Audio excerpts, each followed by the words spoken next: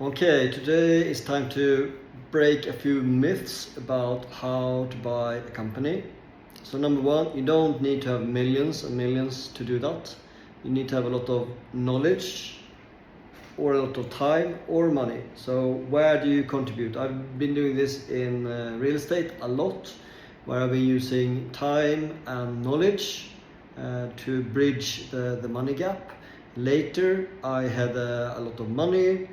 That means I was buying back time. I was still very much working on the knowledge aspect. So now today I'll talk about how to buy companies and do that in different ways. So I do have a few notes here on the side, so don't mind me looking to the side a little bit. It's just to keep me on track and not rambling too much. So first of all, you need to have trust, otherwise there's no chance of doing this at all. So building on your trust is essential, because it is one way how you're dealing with the relationships. So if you're going to work with someone, you need to portray, relay and transfer that trust. That can be done in many different ways. That's beyond the scope of today, but trust is one way how you can get this started. You need to have a structure, so you need to be organized enough to explain what you want to do and in an understandable way. So how can you buy companies?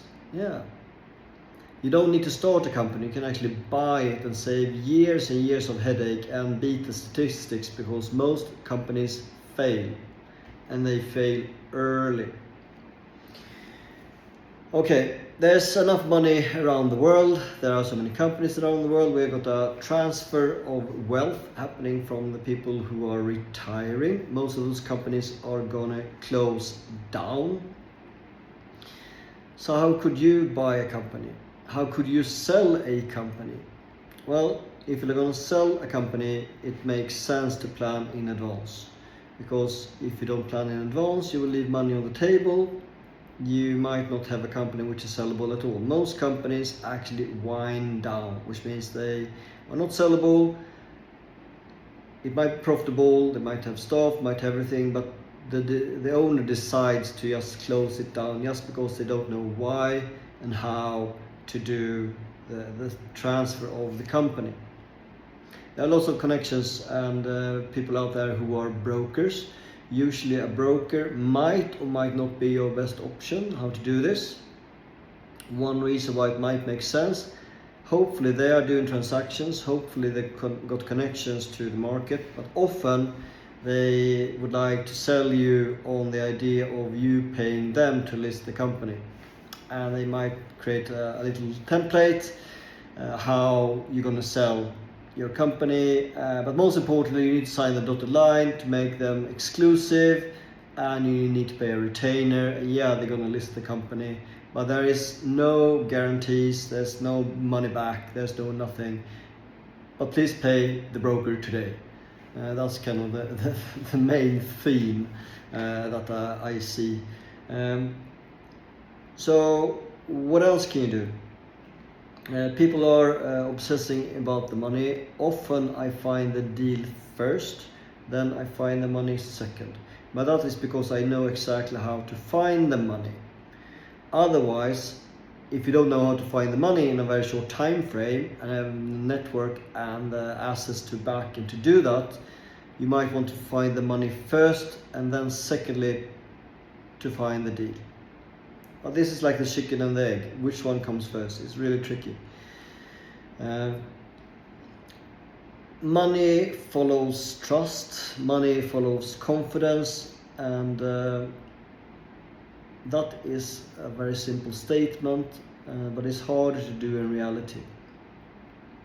So one way to buy a company, and we hear this all over social media all day long, like, oh, I'd like to buy a company, no money down. What does that mean? Well, really, number one, if you've got zero money, don't bother. Because you're going to need some money just to do the bare minimum in terms of saving yourself from financial collapse and headache. You need to pay specialists. You probably need to have an accountant, a lawyer / solicitor. You need to have other specialists on your team, most likely to do proper due diligence, to have legal contracts, to check does the owner of the company actually own the company or not. There's so many small steps to think about. So that's why, if you got no money at all, invest in terms of your knowledge. Try to scrape together some money or find a partner who's got some money, because to do like no money down deals, it doesn't really work that great in reality. I know many people who are teaching it, and yes, you can have all of those specialists getting paid out of the deal that you do, so you can defer the payment for sure. Many people like to help you and trust you in the beginning, that might be able to forward fund this, but eventually you need to pay. And often you need to have some kind of down payment to leverage that to bank finance or an SBA loan or something else. So if you really got no money at all, get some money first, because you might need it, and invest in terms of your knowledge. Often I invested in terms of mentoring, coaching and so on, and that has been always so far money well spent.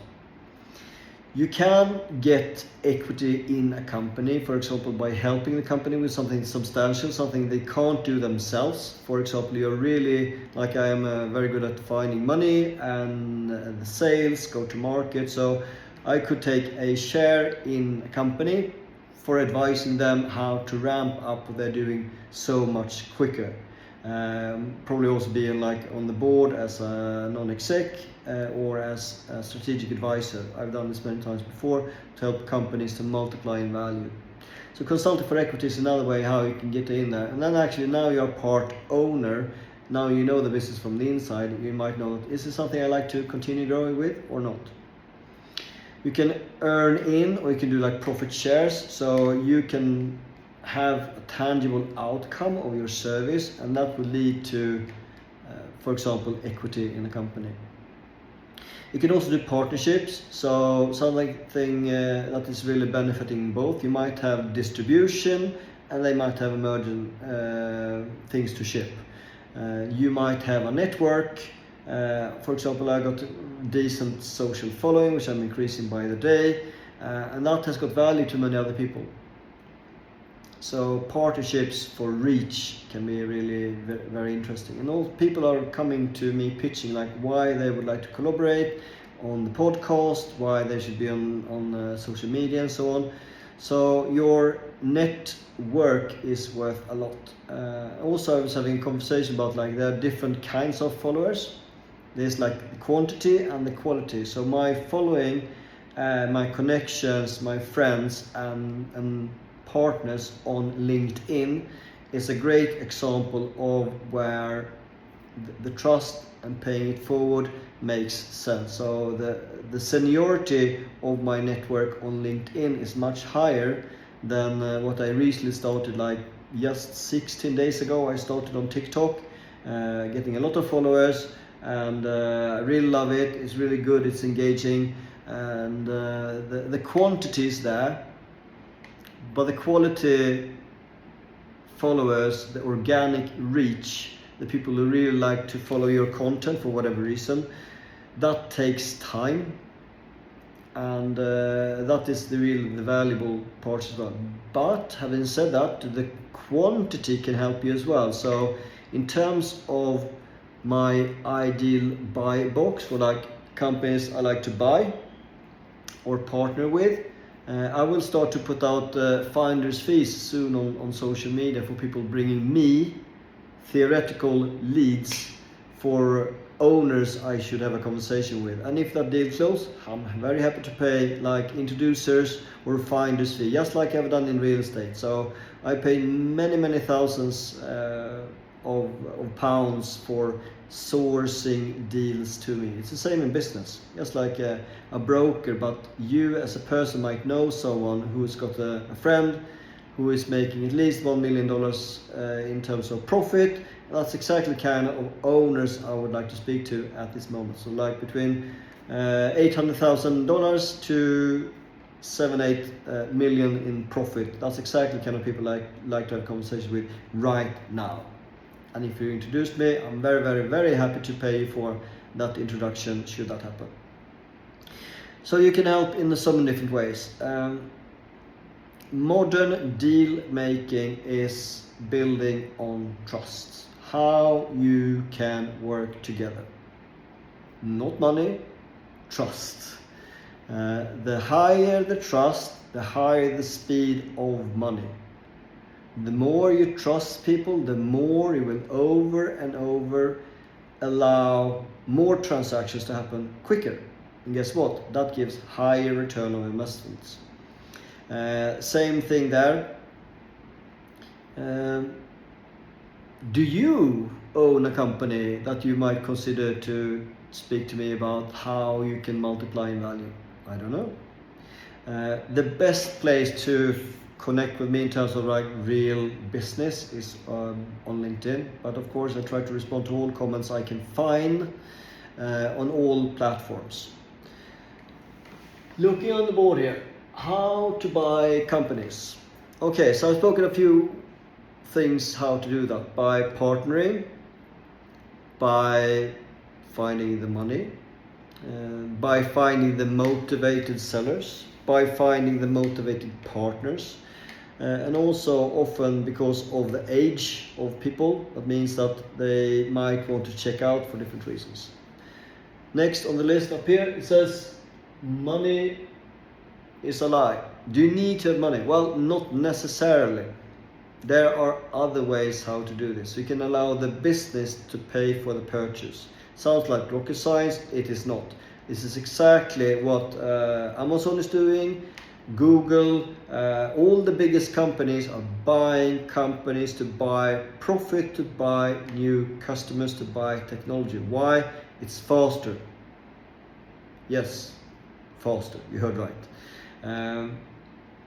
So how to find the money? I can hear you thinking.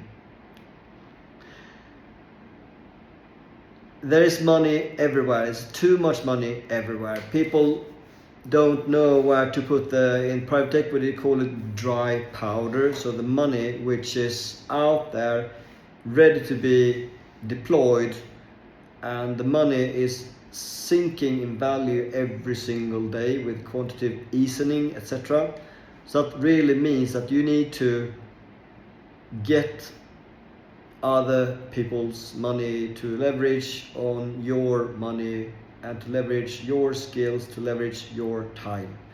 It could be a bank, it could be an investor, and also different stages of your growth journey. It does make sense to take some money off the table. I like to credit the next idea to Adam Coffey. He is talking about the rule of 130. You take your age and you take your biggest holding, whatever asset that might be.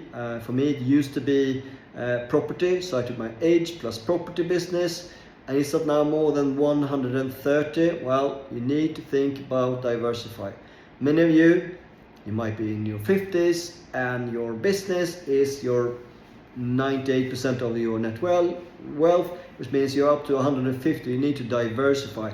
Take some chips off the table. So you need to sell a part of your company to someone like me or someone in private equity so that you can get some money for further growth, and you can get some money in your pocket to put into other investments than your company. So the rule of 130, Adam Coffey has been on the podcast, Invest in You, really streetwise guy who knows what he's doing in terms of like building into the billions for various people.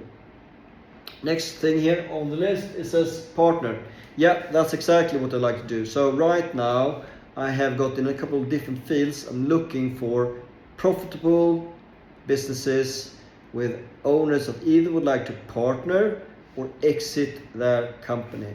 I am interviewing, I'm consulting, I'm strategic sessions with many of them just to give free advice so that they can see if what they're doing can be done even smarter. So if you're in the space of potentially leaving your business or you'd like to really scale up your business, find me on LinkedIn. I will happily share with you some of my time, so we can together explore how you can go to the next level, whatever that might be to you. I've been coaching many millionaires to become a lot wealthier over time, and I do this usually free upfront. Why? Because often they can get really valuable advice that they can run with themselves, with their team, and many times it also leads to partnerships, which is mutually beneficial for everyone. It starts with giving value, like in this video, how you can make more money. So closing thoughts, raise the trust with people you like to work with. I've got one book on trust, I'm writing a second one, it's also related to trust, and a few more ideas that I love to share with the world. It is so hard to put the distilled thoughts into a book, so please, I'd like to acknowledge all authors out there. Thank you very much for your hard work. Why? Because you've taken decades of learning and put into years or many weeks into distilling it into a little book that anyone can pick up for a fraction of the cost. So find a book that you like, read it, take away 1-2 ideas, next book, 1-2 ideas, implement, and bring it from there. So we'll be speaking a little bit about how to buy or sell companies. We talked a little bit about like a transaction can happen with a broad range of money or not so much money, but there needs to be a transfer of value. So me giving value to a partnership, so their company will grow so much faster with me than without.